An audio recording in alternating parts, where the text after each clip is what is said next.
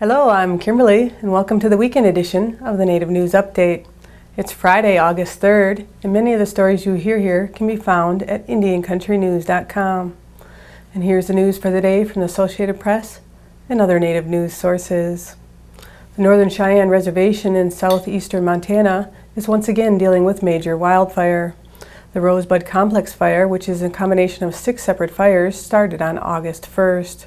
The wildfires have forced evacuations in Lame Deer, a town of 2,000 residents and the seat of the Northern Cheyenne tribe. The Billings Gazette reports evacuations in the reservation town and north in Jimtown were ordered the night of August 2nd. After the 94-square-mile Chalky Fire burned 2 homes and closed Highway 39 between Lame Deer and Colstrip. Tribal Disaster and Emergency Services Coordinator Ed Joyner said crews were able to prevent additional homes from being destroyed overnight. This is the second time in 2012 the southeastern Montana reservation has had to deal with major wildfire, the first being the Ash Creek fire in July. A federal judge has ordered Brazilian mining company Vale to suspend its planned expansion of a rail line in northern Brazil because it would endanger the livelihood of the Awa tribe living in the region. The British-based indigenous rights group Survival International has designated Awa the world's most endangered tribe. The judge said Vale would be fined $25,000 for each day that the company does not comply with his ruling. Vale, the world's largest mining company, said in an email statement that it would comply, but it had planned to file an appeal. With drought conditions persisting across much of the country, lawyers for Native American farmers and ranchers have successfully amended the terms for a $680 million settlement in Keepseagle versus Vilsack to speed up the distribution of money to class members. U.S. District Judge Emmett Sullivan in Washington agreed on August 1st to modify the settlement, which means ranchers and farmers will receive thousands of dollars several months sooner than anticipated. The terms of the settlement, which was reached in 2010, said class members would not be allowed to receive compensation until all claims had been resolved and all debt relief was computed. Farmers had 2 compensation tracks, a streamlined method that capped payment at $50,000 and a more complex tract in which there is a maximum payment of $250,000. Compensation in the amount of $50,000 for the first tract claimants would be mailed out by the end of August. The settlement also includes a debt relief provision. Lawyers for the plaintiffs said the exact amount for the debt relief is still being determined. Class members who opted for the more complex tract with a higher potential award in the end should have determinations made on their claims by the end of October. 37-year-old Christopher Grover, a member of the Lakudere Band of Ojibwe and a person of interest and suspect in the July 14th and 15th arson fires on the LCO Reservation that destroyed the historic Big Drum Dance Hall, residents of Paul Domain, and damaged the ICTV studio building, made a court appearance on August 1st on charges unrelated to the current arson investigation. Grover, who is being held on 5 felony charges related to the theft of a semi-truck cab stuffed with snowmobile suits, helmets, and a pillowcase of Red Bull, entered a not guilty by reason of mental defect and/or incompetency during a preliminary hearing in Washburn County, a county that adjoins Sawyer County just south of the LCO Reservation. Grover was ordered to either the Mendota or Winnebago Mental Health Care Facility for an examination and status hearing was scheduled for September 27th. Grover is suspected of starting 8 fires at 6 sites on the LCO Reservation that included 2 sweat lodges, the traditional Big Drum Dance Ring in Whitefish, and firebombing the Honor the Earth powwow grounds a week before the tribe's annual gathering.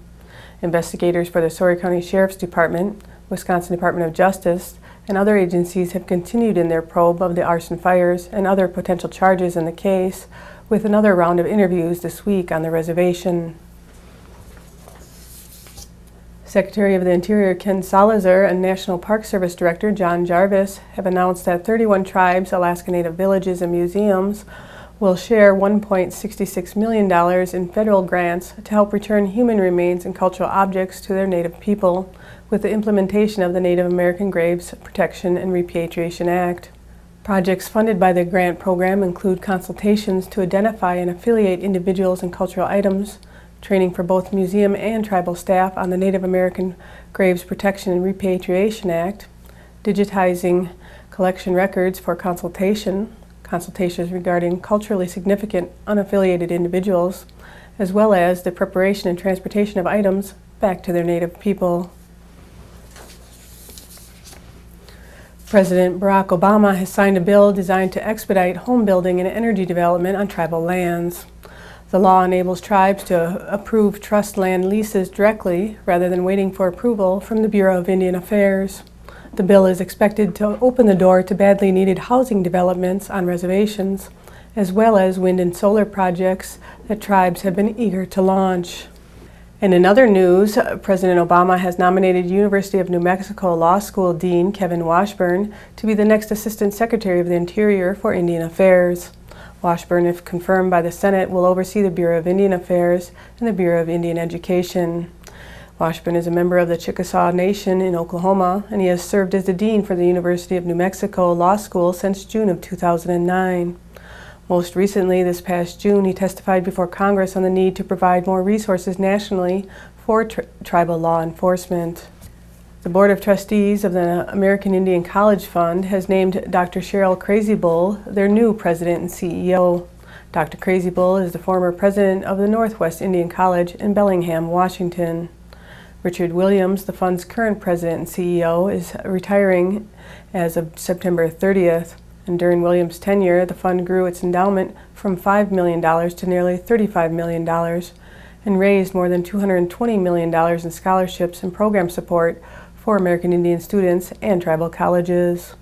Following his retirement, Williams will continue to serve the fund as a senior advisor. The Native Learning Center, a Seminole Tribe of Florida program dedicated to the development of cultural and quality of life skills for all Native and Indigenous people, announced Kerretv Online, which is an online environment for learning. Kerretv Online will allow individuals to actively engage with educational materials based on the center's 5 focus areas, which are celebrating culture and language, financial wellness, grant education, housing strategies, and tribal government. Learners will be able to sign up for and attend webinars, enroll in courses, access the glossary, and download information to share with others 24 hours a day, 7 days a week. For more information, you can visit nativelearningcenter.com. The Red Cliff Band of Lake Superior, Chippewa has unveiled Frog Bay Tribal National Park. This marks the first time that a national park that's tribally owned or controlled has opened to the public. Frog Bay sits on 89 acres of tribal land and is about 15 minutes north of Bayfield, Wisconsin, home of the Apostle Islands National Lakeshore. The area is flush with towering trees, including pine, spruce, and cedar. And visitors will be able to hear the songs of nearly 90 species of birds. And other wildlife include bobcats, beaver, bear, deer, and wolves. And that's another roundup of news from Indian Country on this edition of the Native News Update. I'd like to thank you for joining me, and have a grand day.